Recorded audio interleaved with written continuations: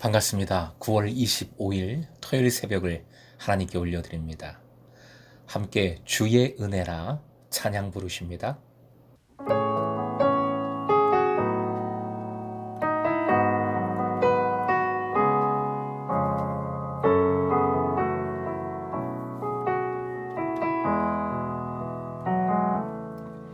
내가 지금까지 지내온 것은 주의 은혜라, 주의 은혜라. 지금까지 지내온 것은 내가 하나님의 자녀 된 것은 주의 은혜라, 주의 은혜라. 하나님의 자녀 된 것은 주의 은혜라, 주의 은혜라. 지금까지 지내온 것은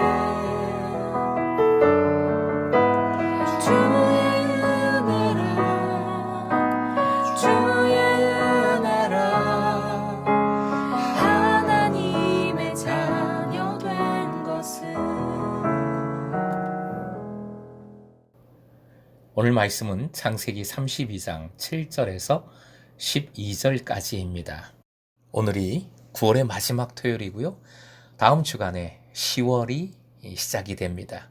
10월 큐티집 판매를 했는데요. 아직 구입하지 못하신 분 계신다면 온라인으로 또는 교회 방문해서 표지가 예쁜 10월의 큐티집 꼭 구입해 주시기 바랍니다. 허락하신 말씀 함께 읽겠습니다. 야곱이 심히 두렵고 답답하여 자기와 함께한 동행자와 양과 소와 낙타를 두 떼로 나누고 이르되 에서가 와서 한 떼를 치면 남은 한 떼는 피하리라 하고 야곱이 또 이르되 내 조부 아브라함의 하나님 내 아버지 이삭의 하나님 여호와여 주께서 전에 내게 명하시기를 내 고향 내 족속에게로 돌아가라 내가 네게 은혜를 베풀리라 하셨나이다. 나는 주께서 주의 종에게 베푸신 모든 은총과 모든 진실하심을 조금도 감당할 수 없사오나 내가 내 지팡이만 가지고 이 요단을 건넜더니 지금은 두 때나 이루었나이다. 내가 주께 간구하오니 내 형의 손에서 에서의 손에서 나를 건져내시옵소서. 내가 그를 두려워함은 그가 와서 나와 내 처자들을 칠까 겁이 나기 때문이니이다. 주께서 말씀하시기를 내가 반드시 내게 은혜를 베풀어 내 씨로 바다에 셀 수 없는 모래와 같이 많게 하리라 하셨나이다. 오늘의 기도 제목 문제를 거룩한 가시인 줄 알아 껴안고 기도할 때 약속의 말씀으로 극복하게 하소서. 문제를 거룩한 가시인 줄 알아 껴안고 기도할 때 약속의 말씀으로 극복하게 하소서. 야곱의 조치에 대한 에서의 반응은 400인을 거느리고 오는 것이었습니다.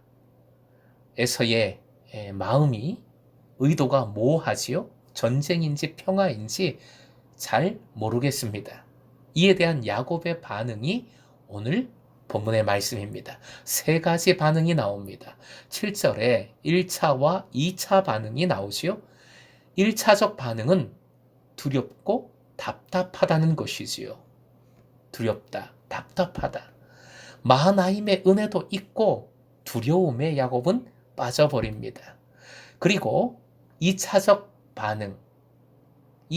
반응을 보이는데 실제적 조치를 취하는 것이지요. 두려움 속에서 특단의 조치를 취합니다. 즉 자신의 떼를 두 떼로 나누지요. 그 이유가 8절에 나오는데 사실은 이 8절에 야곱의 고백은 스스로 최악의 시나리오를 쓰고 있는 것이지요.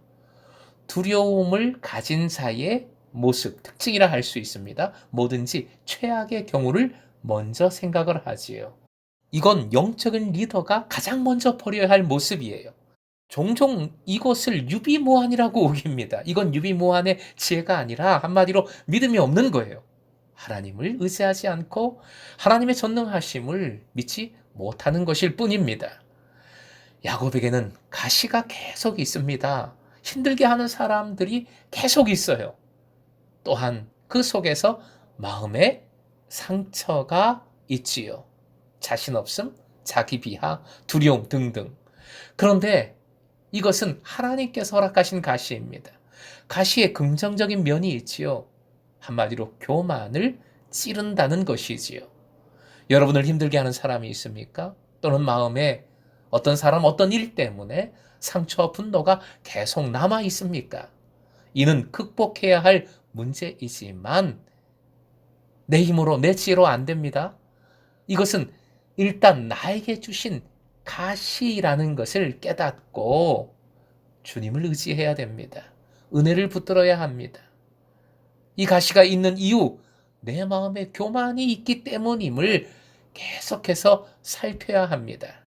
에서와 400명, 에서와 400명은 야곱에게 있어서 바로 이런 역할을 하는 것이지요.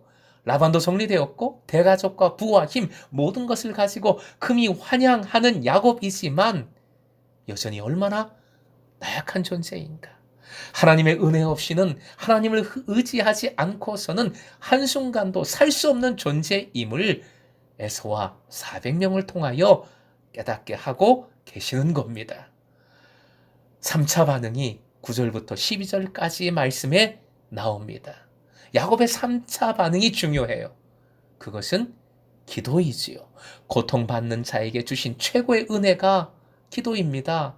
야곱은 이 은혜를 붙들고 최고로 멋진 기도를 하나님 앞에 올리고 있어요. 기도의 내용을 상고해 봅니다. 첫 번째로 여기까지 온 것은 하나님의 명령이요 약속이라고 고백을 합니다. 9절 그리고 12절에 나오는 고백인데요. 12절 말씀 다시 한번 읽어볼게요. 화면 보시고 함께 주께서 말씀하시기를 내가 반드시 네게 은혜를 베풀어 내 씨로 바다에 셀 수 없는 모래와 같이 많게 하리라 하셨나이다.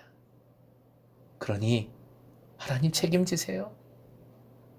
야곱은 이렇게 하나님께 매달리고 있는 겁니다. 이건 투정이 아닙니다. 말씀, 약속의 말씀에 근거한 믿음이지요. 그리고 기도의 두 번째 내용, 하나님의 은혜를 받을 자격이 없음을 고백하고 있습니다. 10절 상반절 말씀인데요. 화면 보시고 함께요. 나는 주께서 주의 종에게 베푸신 모든 은총과 모든 친실하심을 조금도 감당할 수 없사오나. 어제 본문에서 에서에게 완전히 박박히느라고 계속 자신은 에서의 종이라고 표현하는 말씀들이 반복되었습니다. 근데 지금은 정신 바짝 차리고 정신줄 붙들고 하나님의 종임을, 주의 종임을 고백하고 있어요.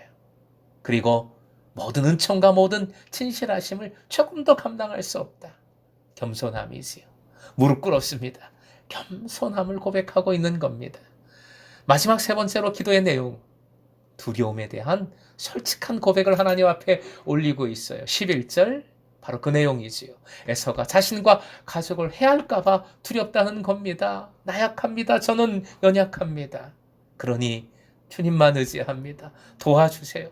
솔직하게 고백을 하고 있습니다. 하나님의 백성이지만 우리는 해결하지 못한 열등감이 있고 상처와 분노가 있습니다. 세상에서 내세울 것이 없는 데서 비롯된 열등감들이 있습니다. 가까이서 나를 힘들게 하는 사람들, 이런저런 가시 때문에 분노하고 슬퍼합니다. 그 속에서 야곱처럼 우리도 1차적으로 두려움에 빠지기도 하고 2차적으로 구체적인 여러 가지 방법으로 대항하기도 합니다. 맞서보기도 합니다. 사랑하는 금성의 제자 여러분, 마귀의 궁극적인 목적은 무엇입니까?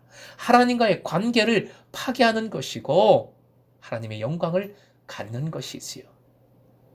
하지만 우리가 거룩한 가시임을 깨닫고 그 가시에 찔려 아파하더라도 계속해서 말씀을 붙들 때에, 약속을 붙들 때에 우리는 다시 일어서게 되며 가시의 찌름을 넘어서는, 그래서 하나님과의 친밀한 관계 속으로 들어가는 성숙한 삶을 살아가게 됩니다. 12절 상반절의 고백, 다시 약속의 말씀으로 붙드십시다. 화면 보시고 함께 읽습니다. 주께서 말씀하시기를 내가 반드시 너에게 은혜를 베풀어. 오늘도 이 약속의 말씀 붙들고 은혜를 소망하며 무릎 꿇어 기도할 때에 여러분의 삶 속에, 여러분의 마음에 은혜가 새롭기를, 새로운 은혜가 충만하기를 주님의 이름으로 축원드립니다.